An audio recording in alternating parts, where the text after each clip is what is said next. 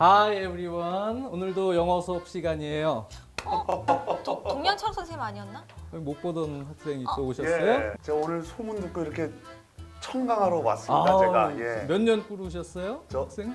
좋기 15년 이상은 되게 보이시는데. 에이 20년 20년. 근데 여기가 무슨 학교예요, 정확하게? 여기가 나머지 공부반이라고요. 아저씨처럼 꾸른 사람들 있잖아요. 아, 그런 제가 사람들이 아저씨예요, 오는 거예요. 이제 또?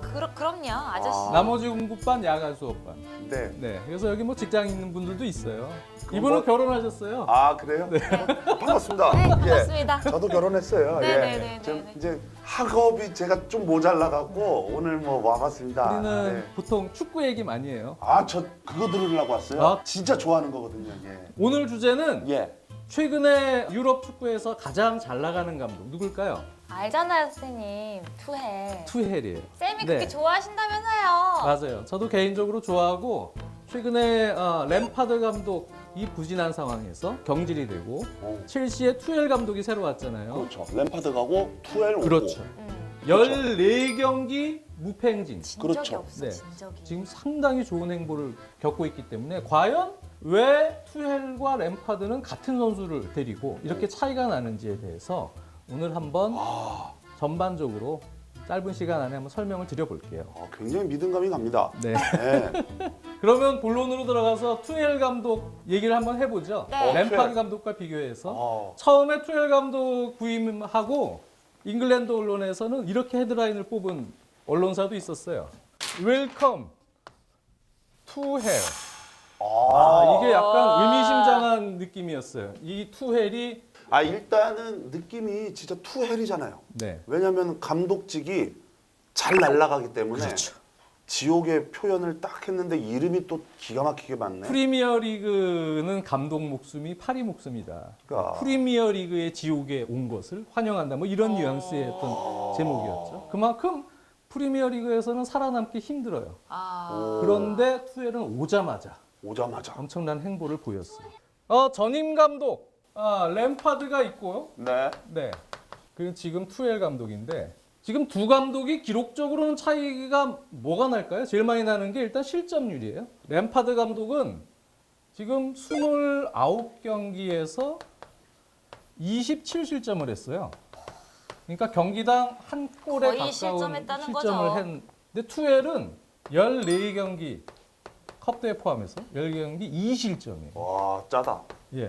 그러니까 일단 가장 큰 차이는 실점률이 현저하게 줄었죠, 지금. 네.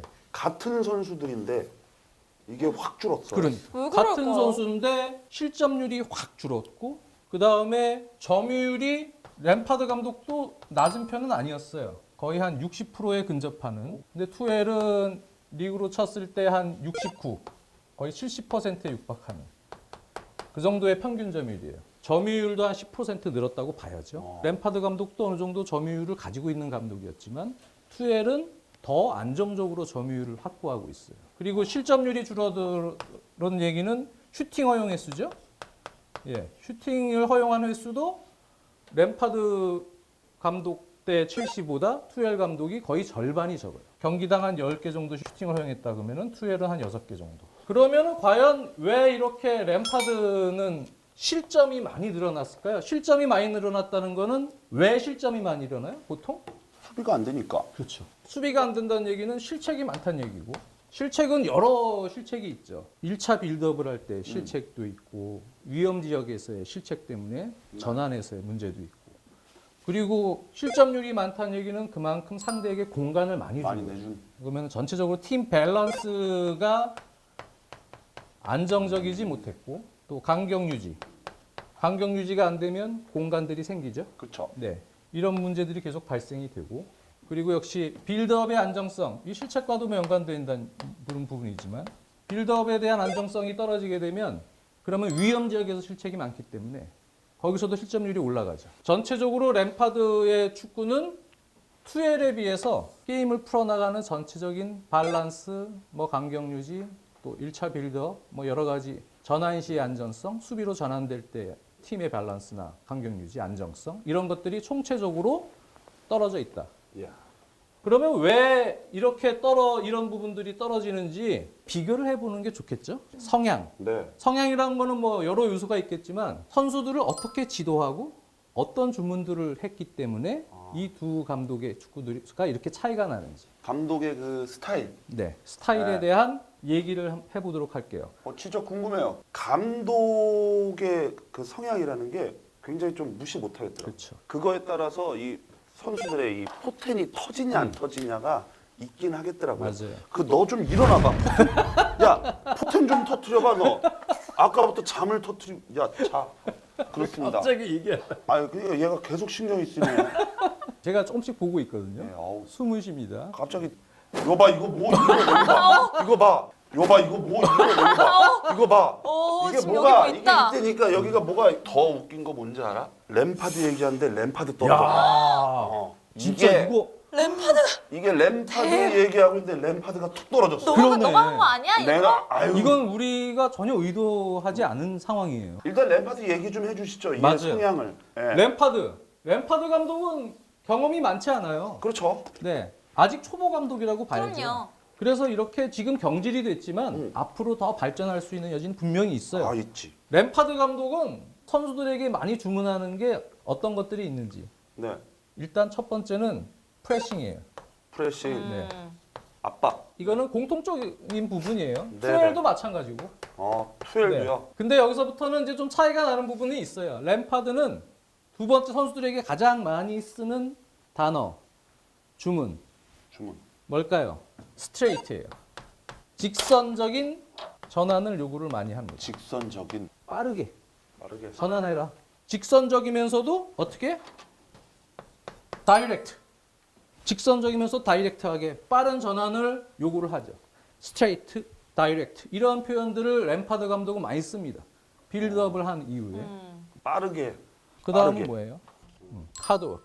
그리고 많은 활동량을 요구를 해요.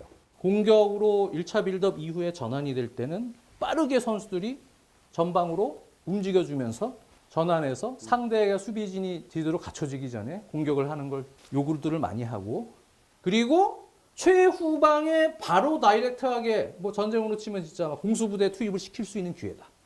그 지점에. 그러면 롱볼을 던져서 뒷공간 뭐 베르너나 뭐 이런 발이 빠른 공간 활용이 좋은 선수들에게 다이렉트한 찬스가 생기면 바로 연결도 요구를 해요. 그런 찬스가 생기면 주저없이 다이렉트 축구를 해라. 그 상황에서 압박을 강하게 활동량을 많이 요구하고 많이 뛰는 걸 또 좋아합니다. 이런 축구를 하는데 이게 사실은 이렇게 약간 큰 틀에서 주문을 하는 거죠. 그리고 훈련하는 어떤 방법론, 그런 방법론은 뭐 지난 시간에도 얘기했잖아요. 상대 팀에 대한 분석 뭐 이런 거는 지금 지난 시간에 얘기했듯이 두 팀 다 하죠. 그래서 장단점들을 공유하고 상대 팀 거기에 따라서 기본적인 상대에 따른 맞춤 훈련은 적당히 다 합니다. 그건 똑같아요. 근데 램파드 감독은 상대 팀 분석을 하고 큰 틀에서의 전술 훈련을 보통 하죠. 그러면서 이런 축구를 요구를 하는 거예요. 동양차영 선생님이요. 투엘은 능동적 대응을 한다는 어? 지난 시간에 그때 내가 없었구나. 그래. 우리 순주 학생 나머지 공부반에서는 우등생이야. 맞아요. 기억력이 참 좋은 학생이네. 네, 상황에 따른 능동적 대응. 대응에 능한 훈련 방식을 가지고 있다. 펩 가르디올라나 투엘. 지난 시간에 얘기했던 거를 얘기하니까 저도 써본 거예요. 맞아요. 근데 여기는 이제 큰 틀에서 던져주기 때문에 여기에서의 문제는 뭐예요? 실책들이 좀 많이 나올 수밖에 없어요. 왜 그러면 세세한 방법론을 제시를 하는 스타일은 아니에요. 그러니까 예를 들어서 빌드업을 한다. 4-2-3-1 뭐 전형도 써보고 타33도 써보고 여러 유형을 써봤어요. 근데 기본적으로 일단 1차 빌드업 같은 경우만 봐도 램파드 감독의 축구는 일단 센터백, 포백에 센터백 2명. 이 약간 벌어져서 키퍼는 여기 뒤쪽에 또 한 명의 최종 수비수처럼 발을 쓰게 돼 있죠. 빌드업에. 그리고 여기에는 뭐 캉테 같은 선수가 있어서 약간의 포제셔닝 빌드업을 해요. 상황에 따라서 공을 중심으로 막 좁은 간격을 유지를 하면서 하는 것보다는 보통 측면 풀백들은 좀 올리고 이 세 명이 빌드업을 합니다. 근데 상대가 이렇게 전술적 마크맨들이 붙어서 압박을 방해를 할 때 아무래도 이런 포지셔닝 빌드업은 조금 정적인 느낌이 있기 때문에 상대 압박이 거셀 때 미스들이 좀 나올 수가 있어요. 네, 1차 빌드업에서. 좁은 간격에서 탈압박을 하는 상황에 따른 능동적 대응이 잘 이루어지지 않는 때가 많고 만약에 빌드업이 1차 빌드업이 성공이 돼요. 물론 성공 횟수는 훨씬 많아요. 1차 빌드업. 성공이 되면 이 순간 뭐 하프라인 지점이나 이때부터는 어떻게 돼요? 1차 빌드업 성공한 이후에는 깃발 꽂으러 다이렉트하고 스트레이트하게 빠르게. 나에게 주문을 하는 거예요. 전진해. 막 여기 미드필더, 측면 수비수, 윙어로 올라가고 막 다다다닥 빠르게 전진을 해요. 원터치, 뭐 지루가 이렇게 내려와서 원터치로 받아주고 리턴해주고 빨리빨리 진행을 시키려고 해요.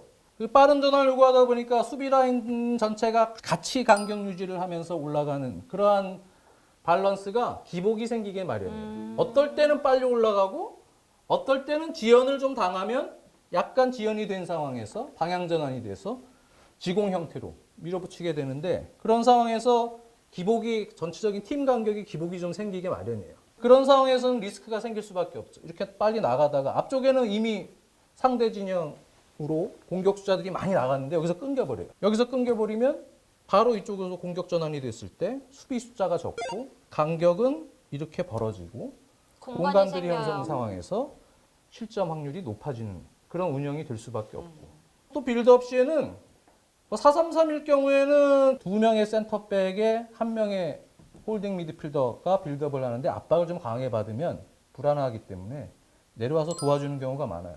그리고 심지어는 뭐 베르너 같은 선수까지도 이렇게 내려와서 받아주고 들어가려고 도와주러 내려와요.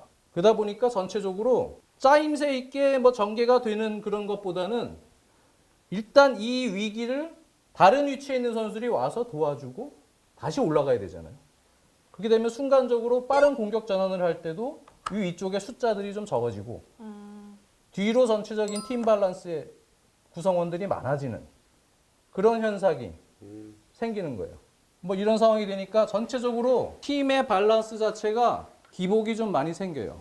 그러다 보니까 결국은 뒤늦게 올라가서 빌드업을 하더라도 파이널 서드에서 이런 상황에서도 상황에 따른 어떤 상황마다의 능동적 대응이 잘 안 되다 보니까 창의적인 플레이들이 잘 나오질 못하고 그냥 사이드에서의 크로스로 마무리되는 횟수도 많죠.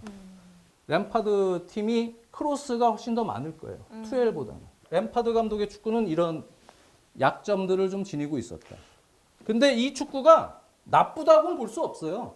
결과를 못 냈고 실점이 많았기 때문에 결국은 보드진에서는 램파드 감독을 챔피언스리그 티켓을 따기 위한 순위권으로 들어가야 되는 시즌에서 어차피 여기서 시간을 좀 더 줘도 장기적으로는 힘들겠다. 조금 더 안정적인 밸런스에 좋은 경험과 능력을 가진 감독이 지금 시장에 나와 있다면 그 감독으로 대체를 할 수밖에 없었죠. 램파드 감독 얘기를 쭉 들어보니까 선수 시절 때 그 램파드 감독이 잘했던 것들인 것 같아요. 지금 이게. 맞아요. 그러니까 어떻게 얘기하면은 무리뉴 감독 시절이 전성기잖아요. 그쵸. 드록바와 함께 네. 아주 맹위를 떨치던 그때 무리뉴의 영향도 좀 받았고요. 그리고 현대 축구의 펩이나 뭐 여러 감독들도 조금은 영향을 받았어요. 이 감독도 빌드업이 롱패스 위주는 아니에요. 쇼패스 위주예요. 그러니까 점유율이 아까처럼 60%는 나오는 거예요. 네. 그래서 그러한 플랫한 패스를 해야 하는 그러한 유형은 램파드 감독도 펩이나 이런 감독들한테도 조금은 영향을 받았어요. 현대 축구에 요즘 유행하는 그러한 선도하는 감독들. 거기에 무리뉴 감독의 성향이 있고 선수 시절에 역습 전환할 때 무슨 역할을 했어요? 본인이 중앙에서 받아주고 딱 받아주고 바로 찔러주고. 다이렉트하게 미리 동료 확인하고 중거리 패스를 사이드로 확 전환시켜주고 본인 공격하러 올라가고. 무리뉴 감독도 큰 틀에서 선수들에게 주문을 던져놓는 스타일이기 때문에 거기서는 그냥 선수들의 개인 기량이 중요하죠. 지난 시간에 얘기했듯이 선수빨 뭐 이런 거. 그런 상황에서 드록바 같이 싸워주는 부딪혀주는 이런 유형은 램파드와 무리뉴 감독이 같이 공존하는 상황에서 잘 들어맞았죠. 성향이 잘 들어맞고 그 축구에 맞는 선수들로 되게 딱 잘 맞아야 아기가 잘 되는데. 맞으면 네. 램파드 감독도 성적이 나올 수 있어요. 그러니까 이런 축구가 나쁘다고는 볼 수는 없어요. 투엘 감독은 어떤 성향이냐? 선수들에게 가장 많이 강조하는 단어. 다이어거널. 이게 뭐예요? 대각선. 항상 대각선을 중요시 여깁니다. 상황을 풀어나가라는 얘기예요. 우리가 게임을 할 때나 뭐 할 때 상황을 풀어나갈 때 제일 좋은 거는 직선으로 뭘 하면은 막히는 경우가 많죠. 그럼 시야를 확보해야겠네요. 그렇죠. 아주 정순주 학생 오늘 대단해요. 이 친구는 예. 이제 나머지 공부 안 해도 될 것 같은데요. 네. 이 디아그널이란 주문을 많이 해요. 디아그널 주문을 많이 하고 그 다음에 많이 하는 게 뭐예요? 다이아몬드. 다이아몬드. 아, 대각선을 가면 이제 다이아몬드 돼야지. 다이아몬드. 그 다음이 정순주 학생이 얘기한 그런 부분하고 일치해요. 업저버. 업저버. 업저버라는 얘기는 뭐 관찰자라는 얘기잖아요. 네. 감독도 관찰자가 될 수 있지만 시야 확보를 하는 선수들을 계속 찾는 거예요. 네. 그래서 이게 쉽게 얘기하면 이런 표현들도 많이 쓰는데 훈련 중에 through the back to front again. 역시 영어 선생님이랑 다르다. 네, 뒤로 다시 줘서 시야 확보할 수 있는 선수에게. 그 다음에 다시 앞으로 전진할 수 있는.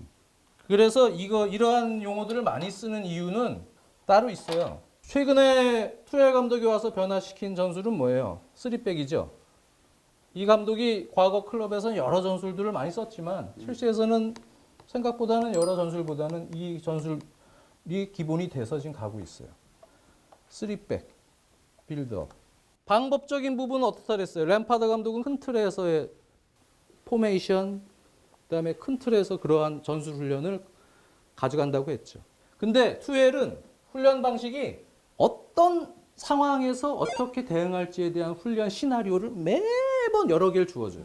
공을 소유하고 있는 상황, 공을 소유하고 있지 않는 상황, 그게 어떤 위치냐, 자신들의 진영에서 공을 소유했을 때의 상황이냐, 또 거기가 위치가 구석이냐, 중앙이냐, 또 전방에 공을 소유하고 있는 상황인데 상대방 파이널 서드에서의 공격 상황이냐, 어떤 상황이든지 경기장을 상당히 좁게 형성을 시켜서 뭐 보통 우리가 이렇게 경기장 하면은 뭐 이쪽으로 뭐 파이널 서드 이렇게 3등분 시켜서 뭐 미들 서드 뭐 이렇게 갖고 나누기도 하잖아요. 이 감독은 간격을 촘촘하게 나눠놓고 여기 사이드 라인, 뭐 사이드 라인도 촘촘하게 나눠놓고 복도 라인, 하프 스페이스 라인, 뭐 중앙 라인 엄청 촘촘하게 간격을 나눠놓고 어떤 공간에서 어떤 상황인지를 시나리오를 계속 주어지고 거기에서 선수들이 어떻게 하는지를 봅니다. 좁은 공간에서의 영역에서 풀어나가는 방법들을 계속 학습을 시킵니다. 여러 상황을 주어지고 그리고 여러 상황들이 많이 만들어지기 때문에 선수들은 그 상황에서 계속 반복된 창의적인 학습을 할 수밖에 없어요. 그리고 그 상황에서 미스가 나오면 호통을 칩니다. 네. 토엘 감독이 초창기 때 선수들한테 좁은 상황에서 본인이 이렇게 지켜보다가 아닐 때는 관여를 하는 경우가 있어요. 너 왜 여기서 지금 상황에서 왜 이렇게 움직여? 그러면서 본인이 그런 얘기를 하죠. 이렇게 호통을 친 적이 있어요. No! How many times did I carry you to play diagonal? 이게 뭐예요? 내가 대각선으로 움직여라. 대각선을 주라고 얼마나 많이 얘기했냐. 너는 아직도 그걸 이해 못하고 호통을 친 적이 있어요. 그러고 나서 피치를요. 훈련장 피치를 여기를 잘랐어요. 아예 되게 신기한 훈련법이다. 다이아몬드로 만들어놨어요. 훈련장을. 선수들에게 이 다이아고널을 강조시키기 위해서. 멋지다. 그 얘기를 통해서 이 감독이 추구하는 거는 뭐예요? 전진. 상대가 압박을 이렇게 뭐 수행을 하는 상황에서도 계속 좁은 간격으로 선수들이 이 다이아고널, 대각선 움직임, 트라이앵글을 만들기 위해서 주고 움직여주고 주고 움직여주고 하면서 좁은 간격을 형성해 줍니다. 그러면서 어떻게 돼요? 조립하는 거예요. 축구가 땅 따먹기죠? 네. 1차 빌드업도 안전하게 나가는 거지만 결국은 파이널 서드 가서 깃발을 꽂기 위한 작업에서 중요한 부분 여기까지 전진을 시키는 거예요. 그러기 위해서는 선수들이 본능적으로 그 훈련의 방식, 적응이 돼서 어떤 상황이든지 자기가 풀어나가는 게 아니고 공 소유권을 잡으면 동료들이 대각선으로 계속 움직여주는 거예요. 이거는 근데 어쩔 수 없이 오프 더 볼로 움직임이 좋아질 수밖에 없네요. 그렇죠. 그러니까 예를 들어서 지금 첼시다 뭐 크리스텐센 중심으로 센터백 2명이 있을 거 아닙니까? 그리고 여기가 누구 있어? 조르지뉴 선수가 네. 있고 코바치치가 있어요. 볼을 잡았어요. 키퍼도 있고 상대가 뭐 압박을 하겠죠. 압박을 하면 키퍼까지 해서 4명이서 빌드업이 되고 조르지뉴까지 해서 일종의 이렇게 다이아몬드 빌드업이 되는 거예요. 다이아몬드가 되죠. 이 중심 꼭지점이 있고 크리스텐센이 키가 되는 거죠. 제일 중요한. 크리스텐센이 여기서 좋은 움직임을 가져가 주기 때문에 계속 횡적으로 주는 것도 뭐예요? 백으로 줘서 시야를 확보하는 것도 중요하지만 한쪽으로 압박이 쏠렸을 때는 횡 패스를 해서라도 시야 확보가 되는 선수에게 줘서 패스 연결을 하게끔 하고 그리고 예를 들어서 코바치치다. 코바치치는 보통은 센터백들이 이렇게 볼을 잡을 때 이 사이드로 빠져서 이 대각선 위치로 이쪽에 리디거가 많이 쓰죠? 리디거 선수 쪽으로 빠져서 이 역할을 해줍니다. 그러면 이 선수는 예를 들어서 윙백이겠죠. 알론소가 됐던 벤츄렐이 됐던 이 선수가 여기에 이렇게 있죠. 만약에 이 선수가 이렇게 움직였는데 이쪽 사이드로 또 들어갔어요.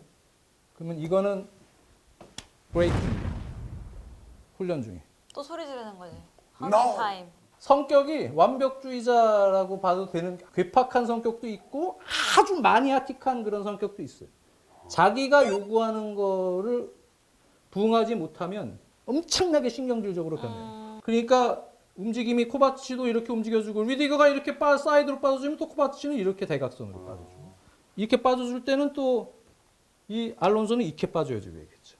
여기서 이렇게 여기 서 있거나 이렇게 하면 또 그럼 브레이크입니다. 항상 빌드업 시에는 대각선 움직임을 통해서 전환을 좌우로 전환을 시키든 뭘 하든 공간을 만들어내고 시야 확보를 할 수 있는 체계가 만들어져요. 그 앞으로 전진을 계속 그렇게 하는 거예요. 땅 따먹기를 하고. 전진을 하고 공간이 생기면 예를 들어서 압박이 막 이렇게 오는데 횡패스를 통해서 이쪽 시야 확보가 필요한 리디거에게 줬어요. 리디거가 앞에 이렇게 간격이 있고 공간이 있어요. 상대방이 없으면 간격을 맞추러 그냥 올라와야 돼요. 간격도 유지를 계속 시켜줘야 돼요. 올라와야 돼요. 뒤에 쳐져 있으면 안 됩니다. 공간이 생기면 올라오고 이 뒷커버는 또 이 선수가 이렇게 빠져주고 좁은 간격으로 계속 트라이앵글을 만들어주는 그 선수가 꼭 그 포지션에 있는 선수가 아니더라도 다 같이 키워줘야 유기적으로 되는 거지. 트라이앵글을 만들어주는 그런 움직임을 요구를 합니다. 이러한 점진적 움직임은 뭐를 갖다 줘요? 아까 얘기했죠? 밸런스. 왜? 이러한 축구는 여기서 예를 들어서 패스를 완벽하게 성공시킬 수는 없잖아요. 미스가 나와도 항상 조립해서 다 모든 팀원이 꼭 가서 숫자를 유지를 하고 있기 때문에 이런 위험 지역에서 미스가 나와도 가까운 그룹에 항상 공을 수비 전환할 때 지연시킬 수 있는 그룹들이 존재를 하고 뒤에도 항상 안정적으로 커버가 되고 지연을 시킬 수 있는 수비 숫자가 확보가 되어 있는 거예요. 그렇기 때문에 투엘의 축구는 공소유권을 잃어도 안정적이에요. 뒤에는 항상 하나 끌고 들어왔기 때문에 뒤에는 안정적으로 자기 밸런스를 유지하는 수비수들이 있습니다. 이러한 접근법은 결국은 득점은 램파드와 투엘 큰 차이가 없어요. 오히려 램파드가 조금 더 평균 골을 많이 넣었어요. 득점은. 그럼에도 현격한 차이는 뭐예요? 밸런스예요. 수비. 실책도 줄어들었죠. 왜? 뭐 크리스텐센이나 이런 선수들 수비수들이 패스 성공률도 다 늘었어요. 엄청나게. 왜? 앞에서 밟는 선수들 움직임이 좋은 공간에 있으니까. 눈에 계속 보이는 거죠. 패스 줄 미스를 곳이. 위험한 지역으로 줄 확률이 줄어들겠죠. 네. 다른 선수들도 마찬가지예요. 그렇게 되면 어떻게 돼요? 점유율이 올라가고 올라가죠. 그리고 상대는 볼 소유 시간이 줄어드니까 어떻게 돼요? 공격 기회가 줄어드니까 당연히 뭐 그 이론은 아시잖아요. 점유율이 많으면 상대에게 그만큼 공격 기회를 안 주니까 그게 수비가 되는 거죠. 그래서 이 점유율에 대한 철학도 투엘은 점유율이라는 표현을 잘 쓰지는 않아요. 선수들에게 주문 안 해요. 점유율을 높여봐. 이런 얘기 안 해요. 그 상황에 맞게 하나하나 너가 거기서 최선의 대응을 해서 우리가 볼 주도권을 가지고 계속 전진해서 결국 궁극의 목적인 골을 넣기 위한 깃발을 꽂기 위한 과정까지 가는 게 목적이기 때문에 그 과정에서 자연스럽게 형성되는 것이 점유율이다라는 개념이죠. 어떻게 보면은 투엘은 전술주기와 지난 시간에 얘기했죠. 전술주기와 공을 가지고 상대팀에 대한 전략을 맞춰서 공을 가지고 뭐 피지컬 훈련 이런 걸 따로 하지 않고 그걸 하면서 피지컬적인 역량, 기술적인 역량을 다 증가시키듯이 그런 장점도 투엘은 다 가져간 거예요. 그런 현대 축구에서는 어떻게 보면 가장 조금 이상적인 모델 중에 하나라고도 볼 수는 있죠. 자, 오늘은 네. 여기까지 하고 저는 오늘 너무 좋은 시간이었던 것 같습니다. 오늘 와갖고 사실 할 말도 좀 많았고 했는데 그냥 선생님의 그 얘기를 쭉 듣다 보니까 저도 모르게 가만히 앉아 있게 되네요. 그러면은 아니. 오늘 참가했잖아. 이제 수강 신청 제대로 할 거야? 나머지 공부라는 거를 확실히 더 해야지 제가 이제 축구에 더 눈을 뜰 것 같습니다. 그 다음 주에는 어떤 선생님이 와요? 모르겠어요. 다음 주에는 뭐 양호 선생님 한번 가볼까? 양호 선생님. 오. 자, 그럼 다음 시간에는 또 피드백을 많이 주세요. 네. 네. 네, 원터치 팬들이 피드백을 줘서 좀 재밌는 주제를 가지고 또 수업을 할 수 있도록 노력을 해보겠습니다. 네. 다음 시간에 봬요. 네, 감사합니다. 감사합니다.